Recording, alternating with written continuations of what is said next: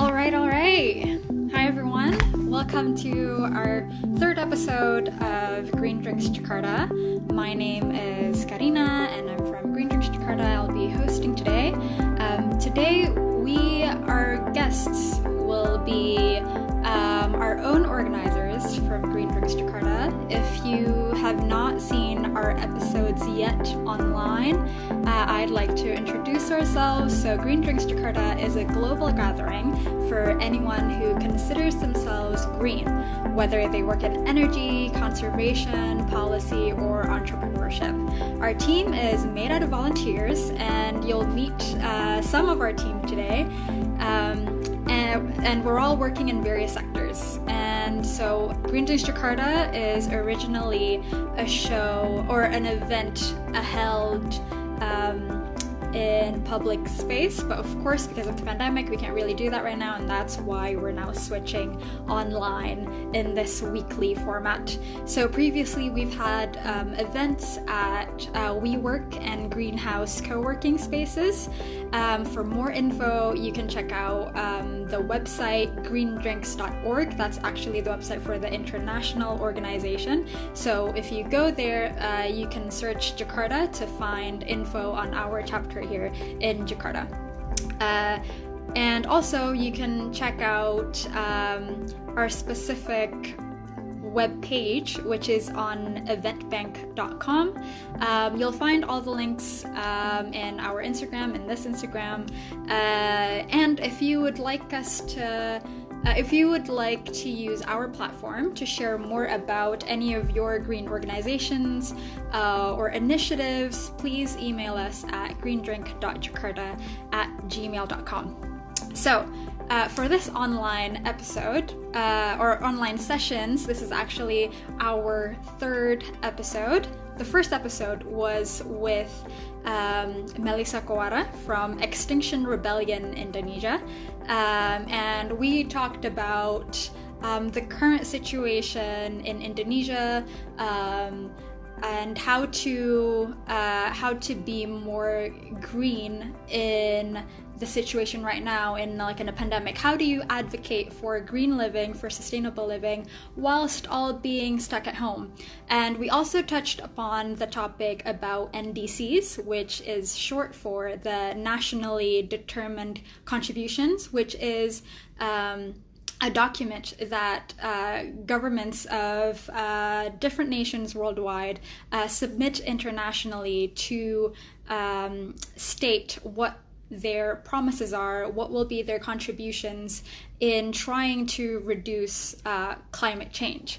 And in the second episode, which was with a member of the Parliament of Indonesia and the member of DPR, and also a member of the Komisi 7 of the government as well, which was with Mbak Roro Esti, we also touched upon the NDCs, and we found out that actually the NDCs are binding. So the government is legally obliged to follow through with them.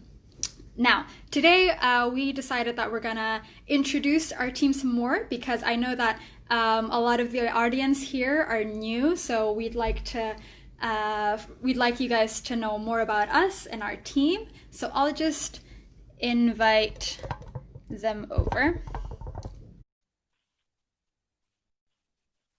So today we want to talk more about what brought us together here, the team of Green Drinks Jakarta, and what makes us green, and yeah, what motivates us, and how we all. Hi Bianca, how do you?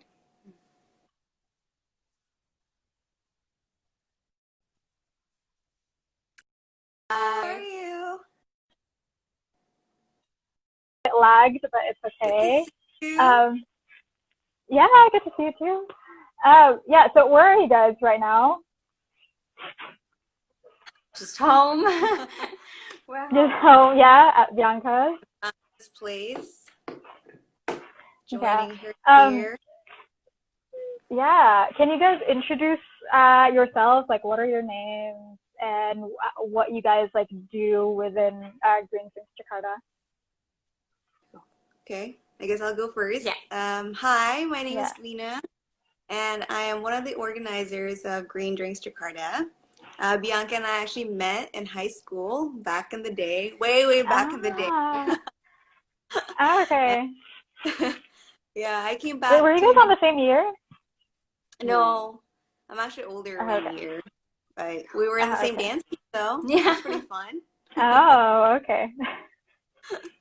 Yeah. Great. Yeah. Yeah, and So what yeah, about you, B? So Bianca here, or Maria Bianca, whichever way you like.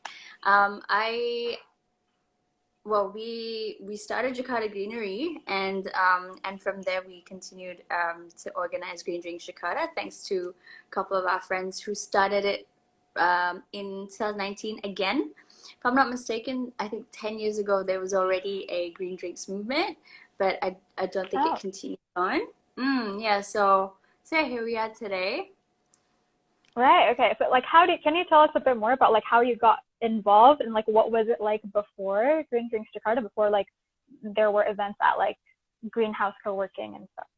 Yeah, so basically, we started the first green drinks, I think, by the previous team at WeWork in Mm-hmm. SCBD. Mm-hmm. And that was really good. We had a lot of people come join us because obviously there are a lot of people in, I think, in the environment sector already, a couple of them in the actual building. And then and we had people coming from Shanghai, if I'm not mistaken. So it was Green Initiatives, Oh. who had originally started Green Drinks in Shanghai, along with a couple of people who had then since moved to Jakarta. And then and we had someone speak, I think it was Nitin. He spoke about air pollution. And so we were, we were trying to draw, I suppose, similarities between how Beijing or Shanghai, how the cities in China dealt with air pollution, and how maybe we could learn a few things for Jakarta. And then the next one, we had Jonathan Inch from Low House. So Low House is also located in China, but it was, I think, the first co-working space that had elements of a green building, which means, employing renewable energies and just the really looking into the natural airflow, if I'm not mistaken, to kind of keep things cool and not have to use so much energy to warm up the building. And then I think we had a couple other speakers since then. And then we moved over to Greenhouse. Greenhouse, thanks to Victor. Shout out. shout out. Yeah. Thanks to Victor, whom I met in Bali, in Habin Ubud. We were able to do a couple of our first ones in 2020 at the greenest co-working space in Jakarta. That's actually Wow. Yeah, Lots people of should definitely visit. It's really nice out there. once this whole thing blows over. Yeah, that's true. Yeah. Wait, so there wasn't even a chapter in Bali yet? Because you guys started in Bali, you and Victor, or like met in Bali. Yeah, well, we had met in Bali because I think, if I'm not mistaken, Victor was one of the mentors, if I'm not mistaken, for Startup Weekend, for one Startup Weekend hosted by Hub in Ubud. Yeah. And okay. Oh, yeah. Oh, by the way, you guys, have you guys got drinks? Because, I mean, we are called Green Drinks Jakarta. Yeah, I'm with my, oh my gosh. Nice. Yes. Have your tumbler at the ready. Yeah. Well, my drink is kind of boring. It's just like warm water because I've had like a sore throat for a few days now, and I'm kind of like paranoid, but I think it'll be fine. It's not. I don't think it's anything that I should be worried about because I haven't been leaving home except to go to the vet to take care of my dog. Yeah. Why are you guys involved in green drinks? Like what was your first intention? In a circle. Yeah, we'll start with you, and then we'll just go around. Cool. Okay. So I started Green Drinks because actually Bianca asked me to join, and I was like, "Oh, that sounds really interesting. It's really good initiative to network and to learn more about obviously sustainability and the environment, and the fact that people are so um, good with like sharing their knowledge, you know. People are not stingy about it. When they know something, when they specialize in something, they like to share with everyone and have a good conversation about it. So it's kind of amazing. I'm very happy with our setup, guys. And, Yeah. you know, Yeah. if anyone else wants to be our speaker as well, Yes. please let us know. We Send love us to an learn email. about you guys, and please Yeah. share. Cool. Yeah, it is. And I Um, guess like for me, oh, do you want to go first? Or yeah, no, okay, I I can was go. yeah, go. Yeah, go. Yeah, so, oh, I hadn't explained what my role is. So I'm kind of the resident moderator for Green Drinks Jakarta. We usually, in our IRL sessions, we usually have speakers that come and then present about whatever their field is, their expertise. And then I'm the moderator and like we have a Q&A. So it's like a nice, really interactive sessions that we have IRL. And I was involved in Green Drinks also through Bianca, same as Dwina. And I was really interested because I was just coming back to Jakarta after university and I wanted to connect more with people who are in the sustainability field. And of course, it would be really interesting seeing people from different fields kind of collaborate together, because I think it's really important for people from different sectors to be able to collaborate and like innovate together and see what results could happen from there. Mm-hmm. Cool. Yeah, and how I got involved. The person who started it all. No, actually, no, it wasn't me. I got lucky, I suppose. So I was looking at events to attend in Jakarta, and I came across Green Drinks Jakarta through, I think it must have been Instagram or one of those WhatsApp forwards. I attended, and I was with my friend Divya, who was a friend who was working with ADB actually, and I ran into Anindita. I'm not sure if she's Oh on yeah, here, but Anin. Anin, yeah. And we Yeah. had contact previously for another I think it was through Avani, when she was still with Avani, the recycling, what's it called? The Is it recycle package. the bioplastic? Yeah, yeah, yeah. Yeah.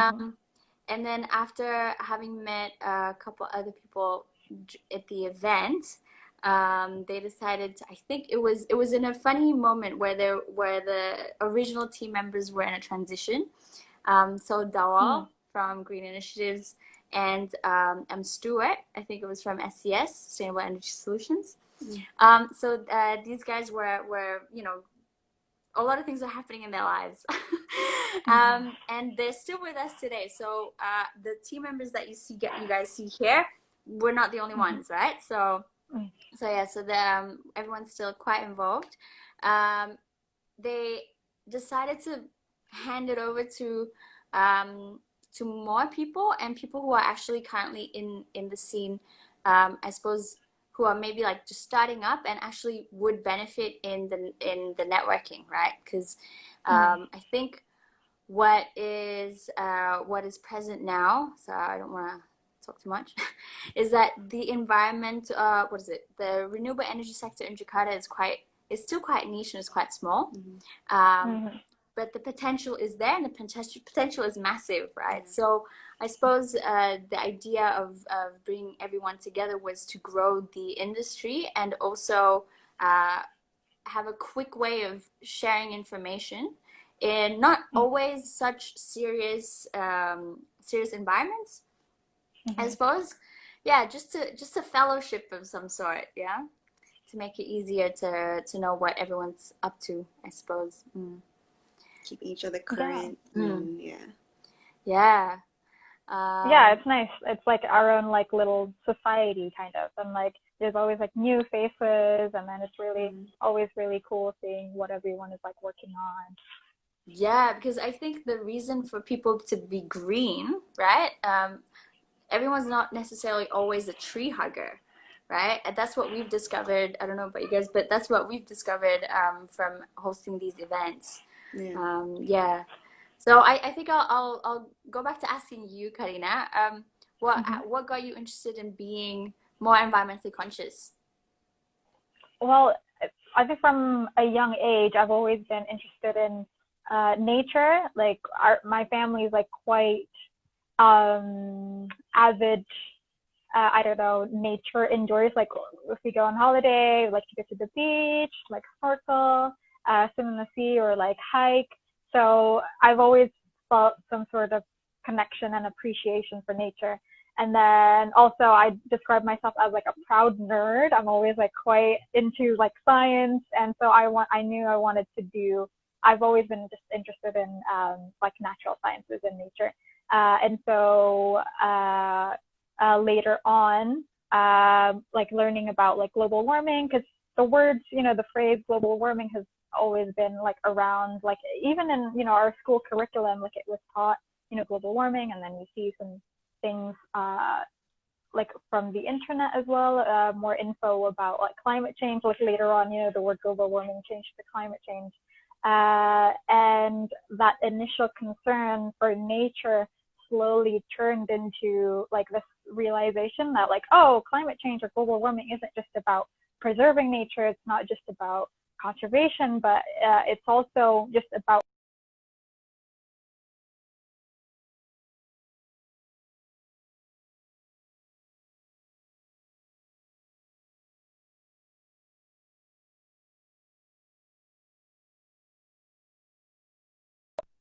think about how we're living and how that impacts our future and how that impacts our future generations. So that's why I thought, okay, it's really important for me to do my part, and I believe that everyone can have their own part. And there's so many things that you can do to be green. It's not just being like working in conservation or like working in renewable energy. There's so many different ways in your day-to-day that you can adopt a more green lifestyle. Yeah. What about you, Dwina? Like what made you green? What made me green, I guess, is that Green. yeah, I guess I really like nature like you. It's like, especially being from Indonesia, right? Like we come from such a beautiful country with so many different landscape, with the mountains, the sea. We literally have everything. So it's kind of not, it's, how could you not love nature here? Yeah. Yeah. And I think because of that, like that really pushed me towards pursuing my career in renewable energy as well. So I think that's how it came about. How about you, B? Okay, so I think same thing with you guys. I think the common denominator between all of us is that we've always been exposed to nature from a young age, if I'm not mistaken. Yeah. Maybe having grown up in Indonesia really helps that, yeah. And I suppose nature became sort of a refuge growing up, and so I spent a lot of time in I remember when I was like, I don't know, 5, we had the sandbox. Yeah,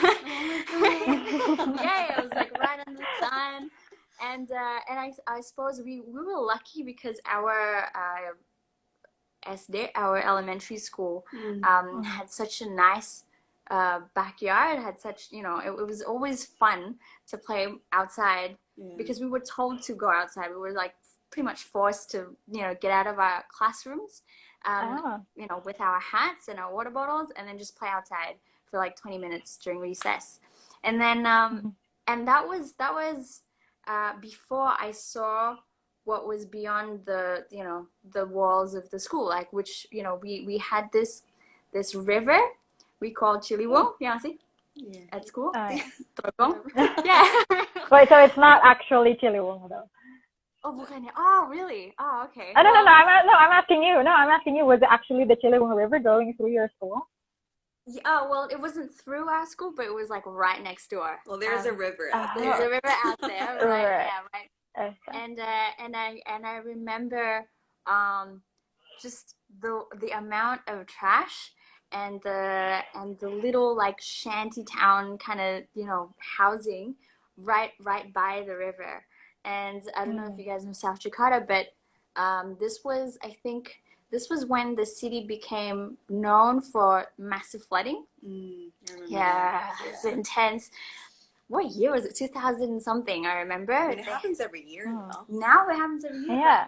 But I didn't remember growing up, you know, having such bad flooding, you know, until the time where it happened to my grandparents, where, you know, it wasn't like, you know, we weren't drowning or whatever, but I remember the water slowly rising and just weird things crawling out of everywhere. and that was when I was like, this is not right. Like this is it, you know, what is going on with the world? And so I realized. How old are you then? Oh, I was young. I was like maybe like 8, I think. We had a little, you know, flooding session and Did you have like a raft? Dude, around? no, it wasn't that That bad bad in our area. Okay. That was when the rafts came out. You know, I mean, we saw it on TV and everything. So that was intense. Yeah. Right. And you were in South Jakarta, or? Yeah. I think South Jakarta got badly hit, right? I was in Jakarta. Oh, you were gone. Yeah. You were no. Yeah. South Jakarta. Okay. Right. Yeah. Well, I live on the outskirts of Jakarta in Tangerang, and I do remember that kind of thing. There was like, I can't remember. I think when I was like maybe around 10 or something. So I don't think that my area usually floods at all. But then there was this one night where I think like the dam somewhere in Bogor was like just collapsed. And then a lot of areas in Jakarta got flooded. And then that was like my first ever experience, like seeing like flooded, you know, like water going to our house. But then like me and my dad and my sister, we kind of like had a nice like kind of time just like wading around in the water. But after a while it was like, oh, this is so disconcerting because like this is actually like happening yearly. And yeah, it's just not quite right, is it? Yeah. That's yeah. Cool. Yeah. So after that, so like what did you what else did you realize about was that your turning point in like you feeling like you need to do something like to be more green? I have one other turning point. Yeah, I have one other, but I'll save that for later. Do you have I guess to share? For me, coming from the energy sector, I mean, Indonesia, we're pretty much running on coal and fossil fuels, right? So, there you go. yeah, Right. Yeah, and the fact that we have such an abundance of resources, right? We have everything. We have geothermal, we have solar, we have wind potential, we have hydro, and, you know, tidal as well. And it's there, but it's not being maximized yet. So I thought, you know, a better way to actually join in and, you know, like really maximize this potential, make something out of it. Yeah, so that was my turning point, I guess. Yeah. How about yours? I'm not sure if it was like a turning point. It was like definitely like more of a gradual kind of realization, just like, you know, trying to educate myself. But also like you can't really escape it when you're, you know, of our generation, and then you live with the internet, like you get all these information that like maybe our parents wouldn't have gotten when they were growing up. So I think our generation doesn't really have a choice but to be involved because we're just like so exposed to the information, and it does impact, you know, our direct futures. Like it's not about like, oh, our kids someday, blah blah. Like we're already like feeling the effects of like climate change now. Well, for me, I think I was interested in conservation, and I actually studied marine sciences, oceanography. But then I got a bit more involved with like the education sector of the environment field here in Jakarta. And then I realized like, I feel like there's so much more we can do if we educate, just the people around us, because the job of taking care of nature, taking care of futures, it's not just about, like a certain small group of people like making the decisions. Like everyone has to play a part in raising their voices, to like push, leaders to make better, more green decisions. But also there's so many things that people in our day-to-day can do to be green, like just from, their eating choices, like what they eat, where they buy their food from, how they take care of their waste, other things that they like consume as well, like your clothes, the stuff that you have at home, how many things that you have at home, and stuff like that. And and I feel like sometimes people maybe focus a lot more on like, we have to preserve nature, preserve natural ecosystems, which definitely we need to do. But, we are living in nature. Our nature is not just like some distant area out there that we're not interacting with. We're interacting with nature in our everyday lives. And so the steps that we can do is actually, all around us, right at our fingertips. Yeah. So I wanted to make people more aware of that, I guess. Nice. Because we're actually all part of one. Cool. So my one, I remember this is a lot to do with school, but back in 10th grade, we had a teacher called Mr. Osterland. Yeah, I remember that. Shout out again, Katie. Econ, right? Yes, Econ and Global Studies. Yeah, so this was, we took a class in Global Studies, and he had shown us this video, this TED Talk. I think it was one of my first TED Talks ever that I watched, of Green School Bali. I think this was already after 3 or 4 years of it running. And what I saw in that TED Talk by John Hardy was just something that I never had imagined possible in my whole entire life. And we're talking like like a 3-story building made out of completely bamboo and other sustainable material. This was nuts, because I had, growing up in the city, right, was so used to seeing especially buildings. in Jakarta as well, right? In Jakarta. Just like a concrete jungle. Yeah, like we what we think a building should be is concrete, beton, all this, what is it? Bata? What is it? Bricks. Bricks. Yeah. But we think, this is a building, if you don't have this, or if you don't like have metal, it's not going to happen. Right. And then here I was. No, I wasn't there yet. But then, we were watching this TED Talk with this beautiful architecture employing traditional ways of construction. Right. And it's not just a building in itself, but it's what the building stands for as well, which was environmental education and an appreciation for ancient wisdom. No, I'm just kidding. I like that. Let's hear that. Yeah. For like, what do you call it? Like kearifan lokal in Indonesia. Yes. So like local wisdoms. Yeah.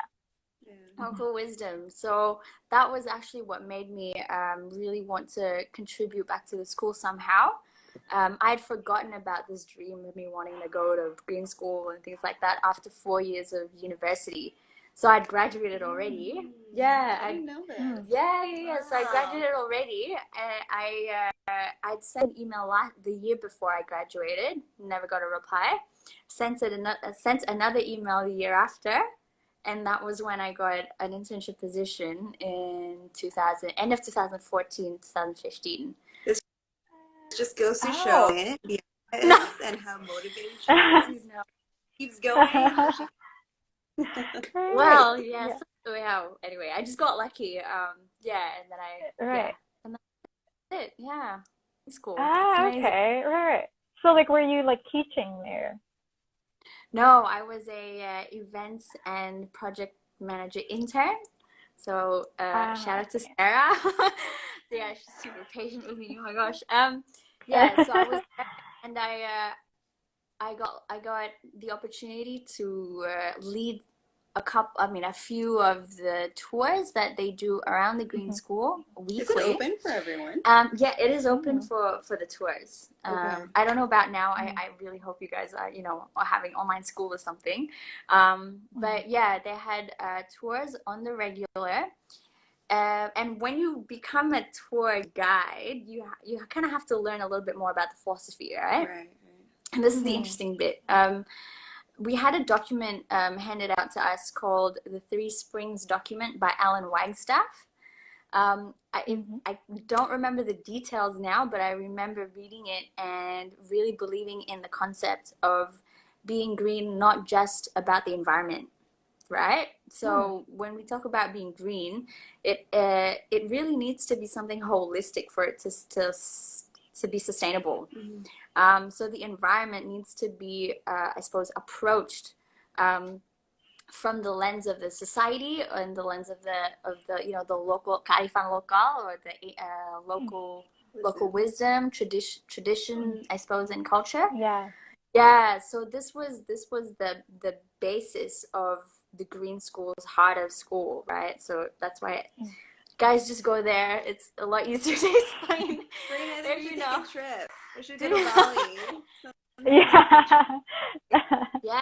Have our own tour guide. No. That's amazing. Yeah. So it really, I was really taken aback by what was possible, and that has since been kind of the driving force of this whole hey guys, let's be green, or maybe let's maybe recycle. Yeah. So yeah. All right. My turn. No, I want to add to that a little bit, actually. Oh, yeah, I had a little bit of a similar experience when I visited Bumi Langit in Yogyakarta. Have you heard of Bumi Langit before? Oh, we have a question for Julia, but I'm just gonna do it quickly. Yeah, so I went to Bumi Langit in Jogja, which is actually featured in that film Samasta, and yeah. So I got a tour of that place, and I was actually there when they were filming it, filming the film. So we got a tour of the place, and it was so eye-opening how they have a business, they were living their lives, but in a completely sustainable way, and a lot of their techniques actually is learned from kearifan lokal, from local wisdoms, and it's so baffling to see here, like you said before, in cities, a building needs to be made of concrete and bricks, but actually in our geographical position in Indonesia, we're very prone to earthquakes, and it's actually not a good idea to have concrete buildings, because when it collapses easily, it doesn't really give, it's not really flexible at all, whereas traditionally, in West Java, for example, their buildings are made out of layers of bamboo, and so they're actually very flexible. So they're not really affected that much by earthquakes, or in Eastern Java, they don't ever have anything that's fixed. Their construction is always using, I don't know what the English word is, but pasak.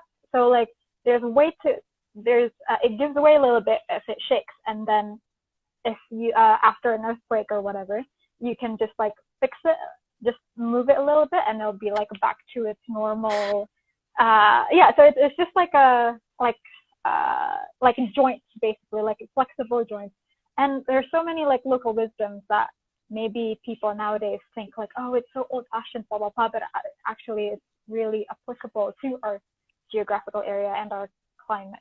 And yeah, so we need to dig deeper into our kearifan lokal, because that's where all the knowledge is. Yes. Yeah. Cool. Yeah, and what were you gonna say, Bianca? Or we have 10 minutes before our 45-minute mark. Yeah, actually, I just wanted to highlight on that question that we got for Dwina. Yeah, actually, it's from Kevin. Hi, Kevin. Hi, Kevin. The K Bunny. the K Bunny. So yeah, big renewable energy potentials. What are your thoughts? Oh yeah, the question is, Dwin mentioned Indonesia's big renewable energy potential. What are your thoughts on why Indonesia is embracing them more readily? Well, I mean, it's a really good question, Kevin, because we're all wondering the same. Like, why is it not 100% yet? So yeah, I went to school. I did my master's in Iceland, and they are essentially almost 100% renewable.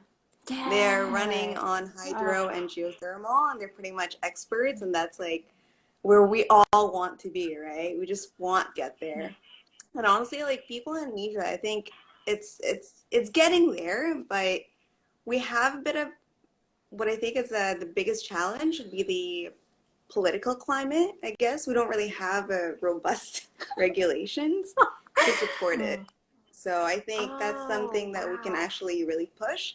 And as you mentioned before, Karina, like everyone has their own roles and contribution, right? So, I mean, I'm coming here from renewable energy developer, and I'm asking people out there, hey, help us out here. Let's make sure that we can actually build all these amazing renewable green energy, you know, like it's Indonesia has so much of it. We should embrace it, and we should work together to actually get there. Yeah. So K Bunny, I hope I answered your question. Yeah. I actually have a question building on that. I mean, we have a bit, yeah. Yeah. So what is actually needed for that to develop? Like, do we need funds, or do we need people to be working in these projects to make it, you know, or do we need the expertise? Like, who we need to call up to make things happen? Again, I think it's a collaborative effort, right? Where everyone needs to, you know, you have to have the will for it. You have to have the grit for it as well. What it is that I think when it comes to human resources or like the skilled people, if the potential is there, I think people would eventually come and flock. And, you know, like we have a lot of really bright people in Indonesia as well. Yeah. In terms of investment, I think it's also there. It's already there. Yes, okay. It's there. And I think in the next few years or so, a lot more of the big banks are stopping to fund coal projects. No way. So they're moving towards the renewable energy sphere. But yeah, we just need to make sure the political space, the regulations would also support the growth of this awesome sector, guys. Yes, guys. Is that an open invitation for people to join the renewable sector? Yeah. I think one thing that we do rather well nowadays is giving out scholarships to students, to local students, in fact, to study overseas these specific areas of study, and then having them come back. I think if I can, you know, go back to last week, Esti had actually studied also something in environment under LPDP, which is obviously the Indonesian scholarship thing. So if you're watching and you want to go get a master's degree, please consider that. Because it's great. Yeah, a master's or a PhD. Yeah, all the scholarships are now like out there. The government is really like interested in developing our like human resources, right? Like really making them, you know, globalized and leveled up. So we're reaching the end of our session now. Like, any last words for our viewers? Maybe some tips on how to be more green in your daily lives. You can start. Do you wanna go? Because I've got something else. Yeah. Okay. I guess what you can do is stay curious. Keep yourself I don't know, like, I guess just like dig, question things, and for sure just make sure you actually contribute to a lot of something too. You know, you don't have to do everything. You don't have to be vegetarian. It's okay as long as you can slowly, I don't know, like do your part and be consistent with it as well. Right? So I think that is something that I would actually say.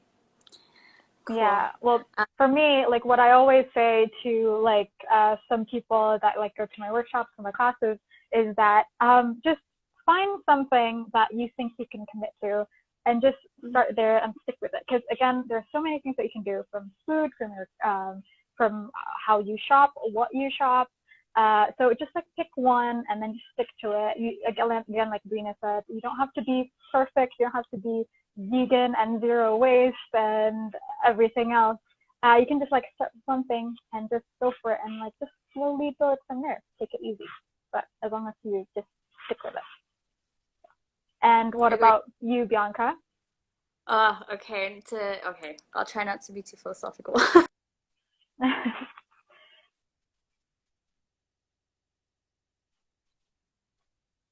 Okay. We're good? I think so. So yeah, I could talk. Okay, so the last thing it would be good to mention is that given that I suppose everything that's going on, the world is becoming increasingly radicalized in all dimensions. And I feel like one thing about the environment sector that we should always remember, or hope people can realize, is that we cannot really attack this issue of the environment and climate change and pollution without always remembering the human component of it. So climate justice is social justice and vice versa. And that's for sure. I mean, it doesn't always seem like so. It's not always something that we can see straight away. But when we really look deep into it, all these things that happen in the world, I feel like it's always, always, always related to resources, right? And if we can start sharing properly now, or at least maximizing on what's there, let's say solar energy, I think we can really have a better future for our little cousins and our little friends' babies. I don't know about you, but my friends are all having babies now, so. Yeah, same. They're all getting married, and Yeah. So I suppose that's it. Yeah, so I think that's a great message to end on. Climate justice is social justice. Don't forget about the human component, and take it easy, and keep learning about the climate and how you can what you can do to help out and help each other out. Also, share your knowledge. So that's it for today's episode. Tune in next week for our fourth episode. We'll have another special guest. So just stay tuned to our Instagram page and see you next week. Bye, guys. Thank you so much, guys, for watching. Thank you, Karina.